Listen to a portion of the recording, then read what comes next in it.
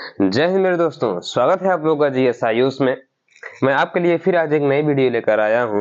सामान्य ज्ञान महत्वपूर्ण प्रश्नोत्तर। यह जो क्वेश्चन है जो मैं आपको इस क्वेश्चन कराने वाला हूं, यह चाहे आप पीसीएस की किसी भी स्टेट के पीसीएस की तैयारी कर रहे हैं या यूपी पुलिस की किसी भी तैयारी कर रहे हैं, किसी भी स्टेट का पुलिस हो, चाहे दरोगा हो, कांस्टेबल का हो, तो उसमें यह बहुत महत्वपूर्ण क्वेश्चन है।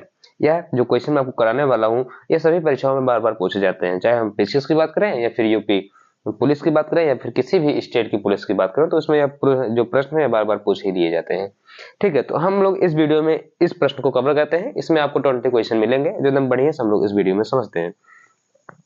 ठीक है, तो आपको कुछ नहीं करना है, वीडियो को लाइक करना है, वीडियो को पूरा देखिएगा, थोड़ा भी स्किप मत करिएगा और चैनल को सब्सक्राइब करिए और अपने दोस्तों के पास शेयर करना मत भूलिएगा। ठीक है, शुरू करें हम लोग। देखिए, अब हमारा सबसे पहला हमारा प्रश्न क्या है दोस्तों? वंदे मातरम को राष्ट्रीय गीत के रूप में किस तिथि को स्वीकार किया गया? जो वंदे मातरम है, जो हमारा राष्ट्रीय गीत है वंदे मातरम, आपको तो पता ही होगा। तो ये जो वंदे मातरम है, ये किस तिथि को, किस डेट को भारत के लोगों ने अपनाया, किस तारीख को इसको स्वीकार किया गया? तो इसका हमारा सही आंसर हो जाएगा 26 जनवरी 1950, हमारे गणतंत्र दिवस के दिन। ठीक है, अब इसका हमारा दूसरा प्रश्न आता है दोस्तों। हमारा दूसरा प्रश्न क्या है?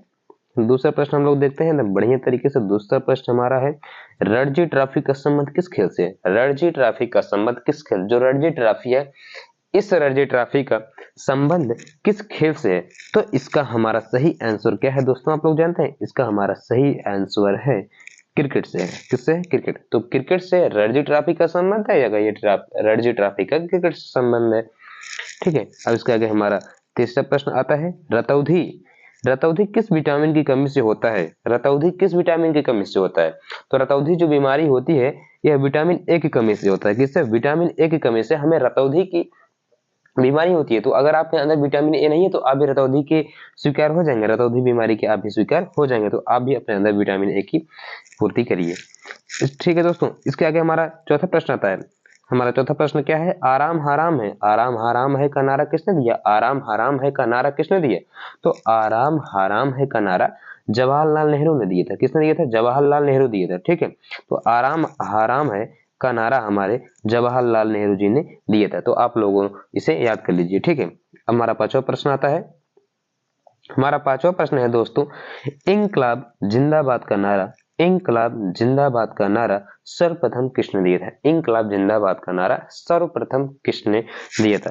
तो इसका हमारा सही आंसर हो जाएगा, इसका हमारा सही आंसर हो जाएगा सरदार भगत सिंह। सरदार भगत सिंह ने इंकलाब जिंदाबाद का सर्वप्रथम नारा दिया।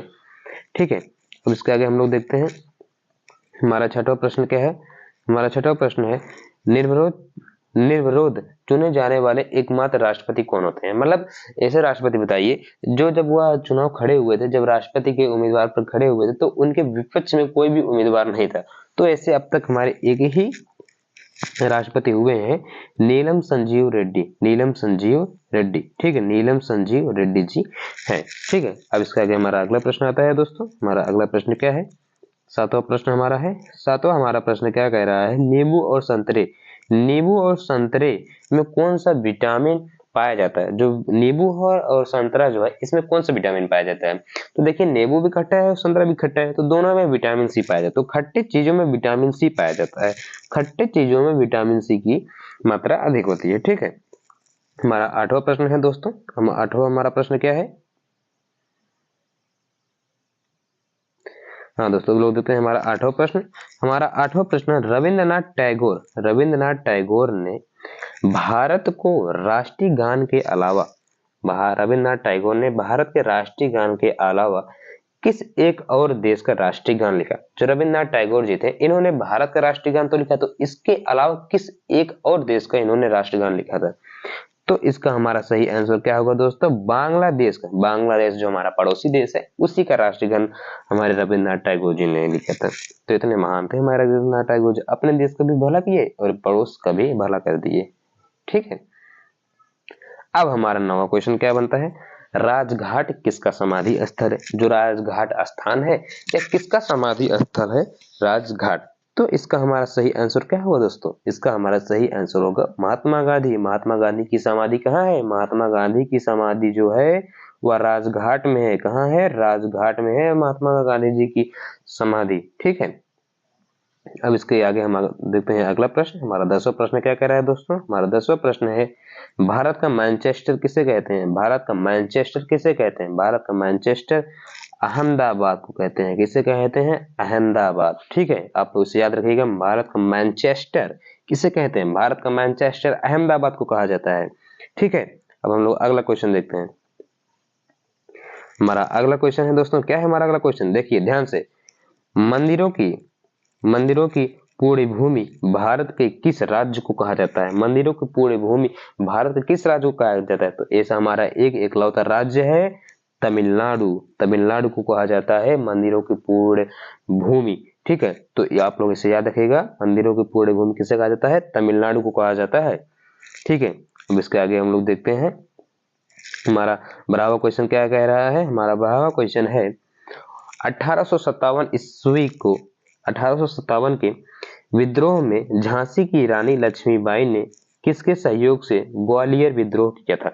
जो 1857 में रानी लक्ष्मीबाई जो ग्वालियर पर विद्रोह किया था वो किसके सहयोग से किया? देखिए कोई भी अकेले काम तो नहीं कर पाएगा, तो उस समय रानी लक्ष्मीबाई का 1857 में ग्वालियर के विद्रोह के समय रानी लक्ष्मीबाई का साथ किसने दिया था? तात्या टोपे जी ने दिया था। किसने दिया था? तात्या टोपे।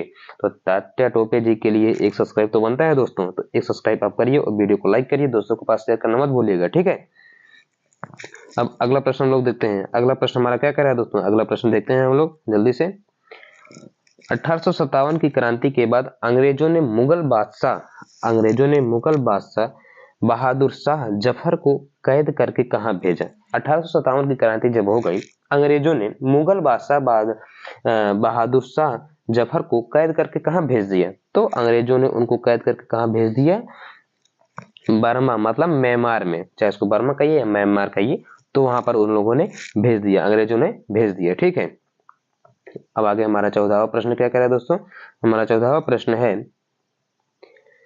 राष्ट्रीय विज्ञान दिवस कब मनाया जाता है? राष्ट्रीय विज्ञान दिवस कब मनाया जाता है? तो इसका सही एक आसान सा आंसर हमारा हो जा रहा है 28 फरवरी। 28 फरवरी को राष्ट्रीय विज्ञान दिवस मनाया जाता है। ठीक है, अब इसका अगला हमारा प्रश्न है, हमारा 15वां क्वेश्चन क्या है दोस्तों? हमारा 15वां क्वेश्चन क्या कह रहा है? हमारा 15वां क्वेश्चन कह रहा है, मुगल सम्राट अकबर का जन्म कहाँ हुआ था? मुगल सम्राट थे, इनका जन्म कहाँ हुआ था? अकबर का जन्म कहाँ हुआ था? अकबर का जन्म अमरकोट के दुर्ग में हुआ था। अमरकोट के दुर्ग में हुआ था। दुर्ग मतलब महल होता है। ठीक है, अब इसके आगे हम लोग अगला प्रश्न देखते हैं। 16वां प्रश्न हमारा क्या है? 16वां प्रश्न ये देखिए, विश्व का सबसे छोटा महाद्वीप कौन सा है? विश्व का सबसे छोटा महाद्वीप कौन सा है? देखिए जो चारों तरफ से पानी से घिरा रहता है उसी को कहते हैं महाद्वीप। ठीक है, तो ऐसा एक ही महाद्वीप है विश्व का सबसे छोटा है, वो है ऑस्ट्रेलिया। ऑस्ट्रेलिया विश्व का सबसे छोटा महाद्वीप है। ठीक है, अब इसके आगे हम लोग देखते हैं 17वां प्रश्न हमारा क्या कह रहा है। 17वां प्रश्न हमारा है, विश्व का सबसे पुराना लोकतंत्र कौन सा है? विश्व का सबसे पुराना लोकतंत्र विश्व का सबसे पुराना कौन सा है? San Marino. ठीक है, अब इसके आगे हम लोग देखते हैं 18वां क्या है हमारा? हरियाणा के पहले मुख्यमंत्री कौन थे? हरियाणा राज्य के पहले मुख्यमंत्री कौन थे? तो इसका हमारा सही आंसर क्या होगा दोस्तों? इसका हमारा सही आंसर क्या होगा? पंडित भगवत दयाल शर्मा हरियाणा के पहले मुख्यमंत्री थे। मुख्यमंत्री थे। कौन था? पंडित भगवत दयाल शर्मा। तो आप लोग इसको याद रखिएगा, ये सभी हरियाणा वाले स्टेट में पीछे तो, और जो यूपी पुलिस में बार जरूर पूछता है ये दरोगा में। ठीक है, अब इसके आगे हम लोग देखते हैं हरियाणा में। देखिए इसमें भी हरियाणा ही बात की जा रही है। हरियाणा के पहले राज्यपाल कौन थे? हरियाणा के पहले राज्यपाल, अब तो मुख्यमंत्री हम लोग तो बात कर लिए, तो मुख्यमंत्री के बाद राज्यपाल आता है। हरियाणा के पहले राज्यपाल कौन थे? हरियाणा के पहले राज्यपाल धर्मवीर थे। धर्मवीर भारती में से धर्मवीर हरियाणा के पहले राज्यपाल थे। ठीक है, अब इसके आगे हमारा 9वां क्वेश्चन क्या आता है? 20वां क्वेश्चन और हमारा लास्ट क्वेश्चन क्या है? सुएज नहर किन दो सागरों को जोड़ती है? सुएज नहर जो है ये किन दो सागरों को जोड़ती है? तो इसका हमारा आंसर क्या हो जाएगा? भूमध्य सागर और लाल सागर। ठीक है, भूमध्य सागर और लाल सागर। कौन सा हो जाएगा हमारा? भूमध्य सागर और लाल सागर। तो ये हो गया हमारा आज का जी के क्वेश्चन। तो आप लोगों को कुछ नहीं करना है, शेयर करिए एंड वीडियो को सपोर्ट करिए, हमारे चैनल को सपोर्ट करिए और हमारे चैनल को सब्सक्राइब करना मत भूलिएगा। क्या करना है आपको? सब्सक्राइब करना है और अपने दोस्तों के पास दोस्तों क्या करना है? अपने दोस्तों के पास शेयर करना है। शेयर करना तो मत भूलिएगा। और लाइक तो एक तो बनता है ना, एक लाइक करिए, सब्सक्राइब करिए। ठीक है, सब्सक्राइब करिए, लाइक करिए और अपने दोस्तों के पास जल्दी से जल्दी शेयर करिए। जीएस आयुष, क्या हमारे चैनल का नाम क्या है दोस्तों? जीएस आयुष। ठीक है, तो ऐसे ही मैं आपके लिए एक वीडियो लेकर आता रहूंगा। आपको कुछ नहीं करना है, हमारे चैनल को सब्सक्राइब करना है, वीडियो को लाइक करना है, अपने दोस्तों के पास शेयर करना है। ठीक है दोस्तों, जय हिंद।